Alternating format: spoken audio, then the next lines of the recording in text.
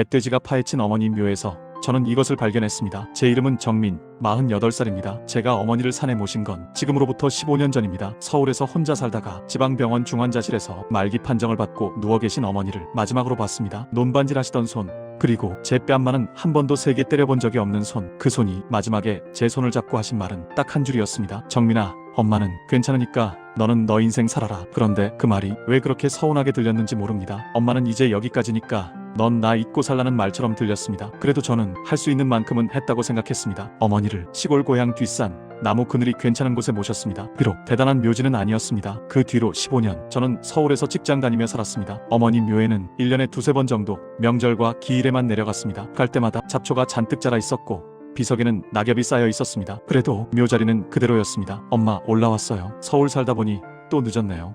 그런데 작년 가을이었습니다. 회사에서 야근을 하다가 모르는 번호로 전화가 왔습니다. 받아보니 고향 이장님 목소리였습니다. 어이 정민이냐? 네 이장님 오랜만입니다. 무슨 일이세요? 야, 네 어무이 묘 있잖냐? 그 산에 요즘 멧돼지가 자주 내려오는데 이번에 내 어무이 묘까지 파헤쳐놨다야. 내 눈으로 봤는데 상태가 좀 심하다. 내가 한번 내려와 봐야겠다. 순간 머리가 멍해졌습니다. 멧돼지가 묘를요? 그래, 그놈들이 힘이 좋아. 흙을 파헤쳐놨어. 내일이라도 빨리 와보는 게 좋겠다. 전화를 끊고 나서도 한동안 컴퓨터 화면만 멍하니 쳐다보고 있었습니다. 묘가 파헤쳐지면 무슨 일이 생길까? 다음날 급하게 연차를 내고 고향으로 내려갔습니다. 서울에서 4시간 버스에서 내리니 공기가 확 달랐습니다. 야, 얼굴이 더 늙었구나. 정민아. 그러게요. 이장님도. 가벼운 인사가 끝나고 바로 산으로 올라갔습니다. 가을 끝자락 산길은 낙엽이 가득했습니다. 이장님이 숨을 고르며 말했습니다. 노인네들한테는 이 길이 이제 좀 힘들어. 그래도 내 어무이 묘는 내가 늘 챙겨봤지. 감사합니다 이장님. 산길을 도는 모퉁이를 지나 조금 더 올라가니 멀리서 비석 하나가 눈에 들어왔습니다. 그 앞에 흙이 엉망이 되어 있었습니다. 묘 앞 흙은 여기저기 파헤쳐져 있었고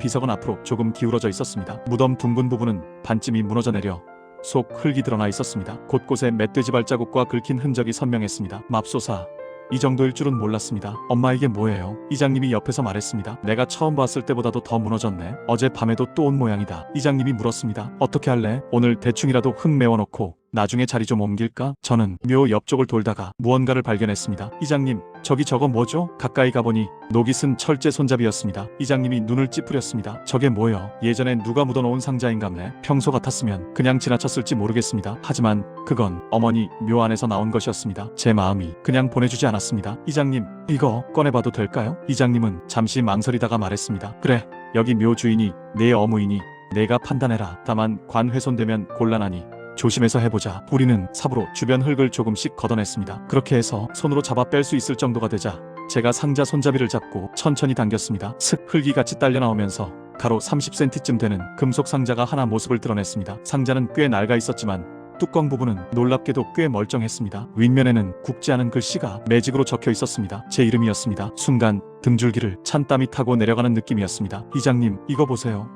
어이쿠야, 야, 저거 내 어무이 글씨 맞는 것 같다. 흐릿하지만 분명 어머니 손글씨였습니다. 예전에 제가 학교 다닐 때 도화지에 이름 적어주시던 그 글씨, 어머니가 모르는 사이에 미리 써놓으신 글씨였습니다. 이장님, 여기서 열어볼게요. 그래, 천천히 해라. 손이 떨렸습니다. 몇 번 손잡이를 잡았다 놨다 하다가 깊게 숨을 한번 고르고 뚜껑을 열었습니다. 딱 묵직한 소리와 함께 상자가 열렸습니다. 안에는 몇 가지가 들어있었습니다. 먼저 낡은 봉투 하나, 봉투 앞면에는 이렇게 적혀 있었습니다. 또 하나는 작은 노란 봉투에 담긴 열쇠 하나, 그리고 내용을 알 수 없는 낡은 종이 몇 장, 마지막으로 낯익은 이름이 적힌 사망진단서 사본 한 장이 눈에 들어왔습니다. 그 이름은 제가 어릴 때까지 집에서 살다가 어느 날 갑자기 사라졌던 사람의 이름이었습니다. 제 아버지였습니다. 어릴 때 저에게 아버지는 그리 좋은 기억으로 남아있지 않습니다. 술만 드시면 큰 소리로 욕을 하고 때리고 물건을 던지셨습니다. 어머니에게는 손찌검도 많이 했습니다. 어느 날은 식탁이 통째로 뒤집어졌고 어느 날은 장독대가 깨졌습니다. 그래도 어머니는 늘 말했습니다. 그래도 내 아버지다. 너는 아버지를 미워하지 마라. 그런 아버지가 어느 날 갑자기 사라졌습니다. 제가 10살 때쯤이었습니다. 아침에 출근한다며 나갔던 아버지는 다시는 집에 돌아오지 않았습니다. 며칠 뒤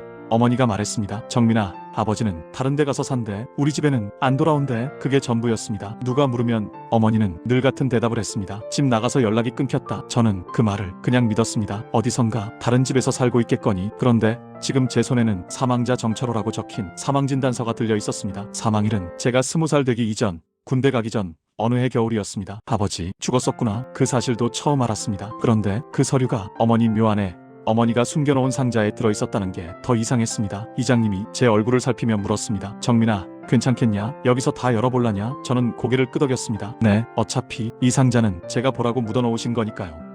우리는 산바람이 조금 거세게 불어오는 묘 옆에 앉아 봉투를 하나씩 꺼내보기 시작했습니다. 먼저 편지 봉투를 열었습니다. 안에는 몇 장짜리 편지가 들어있었습니다. 어머니 글씨였습니다. 정민아, 이 편지를 내가 정말 보게 될지 아니면 영영 못 보게 될지 엄마도 모른다. 그래서 이 편지는 인연이 닿으면 보라고 쓰는 거다. 엄마가 이 상자를 어디에 두었는지는 너는 이미 알고 있을 것이다. 그렇다. 이 상자는 엄마 묘자리 안에 있다. 그 대목에서 잠시 숨을 골랐습니다. 편지는 계속됐습니다. 정민아, 먼저 엄마가 평생 너에게 말하지 못한 이야기를 하나 해야겠다. 너 아버지 정철호, 그 사람 집 나가서 어디선가 잘 살고 있는 게 아니다. 내가 10살 되던 해 겨울밤 내 아버지는 이 집에서 죽었다. 그리고 지금 내가 보고 있는 엄마 묘자리 아래에는 내 아버지 뼈가 같이 묻혀있다. 그 문장을 읽는 순간 손에서 편지가 떨어질 뻔했습니다. 이장님도 숨을 들이쉬었습니다. 야, 이게 무슨 말이냐? 어머니의 편지는 이어지고 있었습니다. 그날 이야기를 엄마는 내게 한 번도 하지 않았다. 너는 그날 방에 들어가 잠들어 있었으니까. 내 아버지는 그날도 술에 취해 집에 들어왔다. 겨울바람에 얼어붙은 얼굴로 들어와서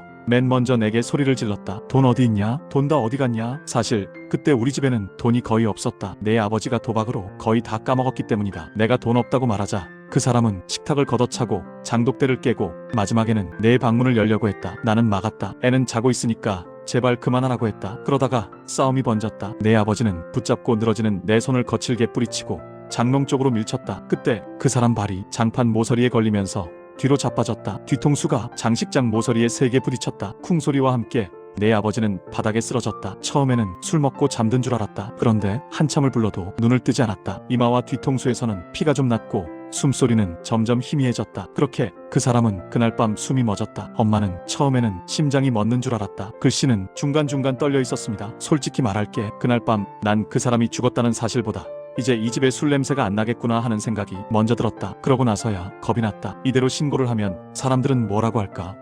부부싸움 하다가 남편 죽였다. 살인이다. 그러면 엄마는 감옥에 가야 할 테고 너는 고아원에 가야 했을지도 모른다. 나는 그게 너무 무서웠다. 그래서 아무도 하지 말아야 할 선택을 했다. 이장님께도 이제는 말해야겠다. 그때 이장님이 도와주셨다. 옆에 있던 이장님이 깜짝 놀라며 중간에 끼어들었습니다. 야, 이건 이 순자 옆엔 내가 결국 이런 식으로 쓰고 갔구나. 어머니의 이름은 순자였습니다. 편지는 계속됐습니다. 밤이 깊어지고 마을 사람들이 다 잠든 시간에 나는 내 아버지 시신을 이불에 싸서 마당으로 끌어냈다. 혼자 하기에는 도저히 힘이 모자랐다. 그래서 그때 동네 이장님께 전화했다. 아무에게도 말하지 말고 지금 우리 집으로 오셔야겠다고. 이장님은 얼굴이 하얗게 질린 채로 우리 집에 오셨다. 사정 이야기를 듣더니 한참을 말이 없으시다가 이렇게 말하셨다. 순자야, 경찰서 가면 너도 잡혀가고 애도 버려진다. 내가 사람으로서는 하면 안 될 일을 오늘 하려고 한다. 그리고 둘이서 내 아버지를 뒷산으로 올렸다. 그때 이장님이 하신 말이다. 나중에 내 묘쯤 될 자리를 미리 파두자. 그거라도 양심이 덜 찔릴 것 같다. 그래서 지금 네가 서 있는 그 자리를 그날 밤에 팠다. 그리고 내 아버지를 그 자리에 묻었다. 동네에는 그냥 이렇게 소문을 냈다. 철호가 집 나갔다. 그게 우리 둘이 평생 나눠 가진 공범의 비밀이었다. 이장님은 제 옆에서 고개를 숙이고 계셨습니다. 입에서는 작게 이런 말이 흘러나왔습니다. 야, 순자야, 너 이걸 끝까지 들고 갔구나. 제 머리는 복잡해졌습니다. 어머니와 이장님이 함께 밤중에 아버지 시신을 뒷산에 묻었다는 이야기, 그 자리가 지금 어머니 묘자리 아래라는 이야기, 그 편지는 그 사실을 차분하게 적어 내려가고 있었습니다. 편지의 마지막 부분을 계속 읽었습니다. 정민아, 너를 속이고 산 세월이 엄마에겐 벌처럼 느껴졌다. 내 아버지와 살면서 맞고 욕먹던 시절에도 힘들었지만 그 사람이 죽고 난 뒤 내게 진실을 말하지 못한 채 산 세월은 다른 종류의 지옥이었다. 내가 18이 됐을 때, 20살이 됐을 때, 군대에 갈 때, 그리고 엄마가 병원에 누워있을 때까지도 수없이 혀끝까지 말이 올라왔다. 정민아, 사실은 말이다. 그런데 도저히 내 입을 보고는 차마 말을 꺼낼 수가 없었다. 그래서 이 상자를 준비했다. 내가 죽으면 나를 철호가 묻힌 자리 위에 묻어달라고 유언을 했다. 너는 그냥 엄마가 그 자리를 좋아해서 그런 줄 알았을 것이다. 사실은 엄마가 평생 짊어지고 가야 한다고 생각한 죄책감 때문이었다. 내 아버지 위에 누워 있어야겠다. 내 아버지와 평생 같이 묻혀 있어야겠다. 그렇게 생각했다. 그리고 혹시라도 멧돼지든 뭐든 땅을 뒤집으면 이 상자가 내 눈에 들어올 수 있을 거라고 생각했다. 이게 참 이상한 생각이긴 하다. 하지만 엄마는 이렇게라도 해야 언젠가 내가 진실을 알 수 있을 거라고 믿고 싶었다. 그래서 이 상자를 관 위에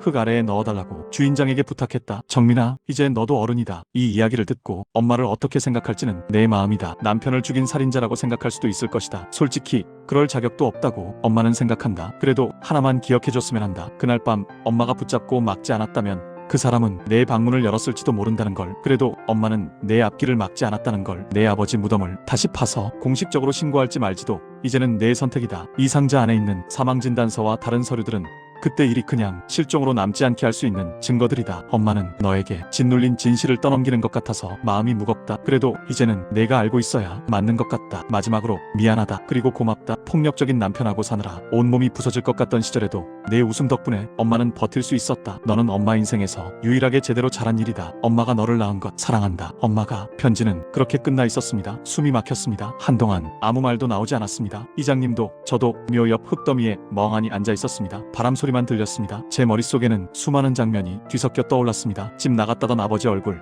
제 앞에서 늘 웃던 어머니 얼굴, 술 냄새 나던 겨울밤의 기억, 그리고 이제서야 알게 된 그날 밤의 진실, 그리고 어머니가 자기 묘 안에 이 상자를 묻어달라고 한 모습이 상상되었습니다. 정민이가 언젠가는 알아야지 그 마음이었을까요? 이장님이 먼저 입을 열었습니다. 정민아, 미안하다. 이장님이 너한테 평생 거짓말을 하고 살았다. 그 목소리는 떨리고 있었습니다. 그때 내 엄마가 나한테 매달렸다. 애만 살려달라고. 애한테 아버지, 어머니 둘 다 없어지면 그게 더 큰 죄 아니냐고. 나도 잘못한 거다. 그래서 밤에 땅 파고 몰래 묻고 동네에는 집 나갔다고 말해버린 거다. 그때는 그게 최선이라고 생각했다. 지금도 그게 옳았는지는 모르겠다. 저는 천천히 고개를 들어 이장님을 봤습니다. 이장님이 저한테 대신 죄를 지고 살아온 셈이네요. 이장님은 손으로 얼굴을 가렸습니다. 내가 어릴 때 뛰어다닐 때마다 나는 늘 생각했다. 저 애가 나중에 이 사실을 알면 날 어떻게 볼까 하고. 그날 오후 우리는 경찰서에 가서 상자 안의 서류들과 편지를 제출했습니다. 이미 아버지는 사망한 지 수십 년이 지났고 어머니도 세상을 떠난 지 15년이 지났습니다. 법적으로 무언가 처벌을 할 수 있는 시기는 많이 지나 있었습니다. 그래서 수사는 그리 길게 가지 않았습니다. 담당 형사는 이렇게 말했습니다. 당시 상황과 편지 내용을 종합해보면 고의적인 살해라기보다는 우발적인 사고에 가깝습니다. 부부싸움 과정에서 발생한 불행한 사고였고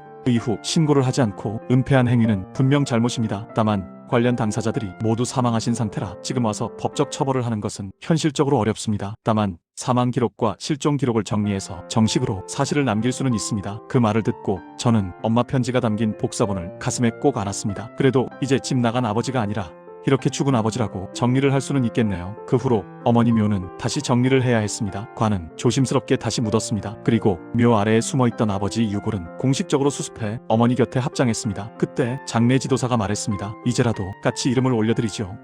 비석 뒤에 정철호, 김순자 이렇게 함께 새기는 걸로 하겠습니다. 저는 잠시 망설이다가 조용히 고개를 끄덕였습니다. 네, 이제는 숨기지 않아도 될 것 같습니다. 산에서 내려오는 길 제 발걸음은 영 이상했습니다. 도대체 나는 어떤 집에서 자란 사람인가? 폭력적인 아버지에게 맞으며 살던 집, 아버지가 어느 날 갑자기 사라진 집, 어머니가 평생 죄책감을 안고 살던 집, 이 세 가지가 모두 한 집 안에 들어 있었습니다. 한동안 어머니에 대한 배신감이 마음속에서 올라왔습니다. 왜 말해주지 않았냐? 왜 숨겼냐? 왜 이장님 같은 사람에게 무거운 비밀을 맡겼냐? 그런데 조금만 더 생각해보니 어머니 입장에서는 말하지 못하는 이유가 너무 많았습니다. 사실을 말하는 순간 어머니는 살인범이 되고 저는 살인범 자식이 되었습니다. 어머니는 그 낙인을 제가 짊어지지 않기를 원했을지도 모릅니다. 그래서 자기 묘 안에 상자를 숨기고 인연이 닿으면 언젠가 볼 것이라고 쓴 게 아닐까.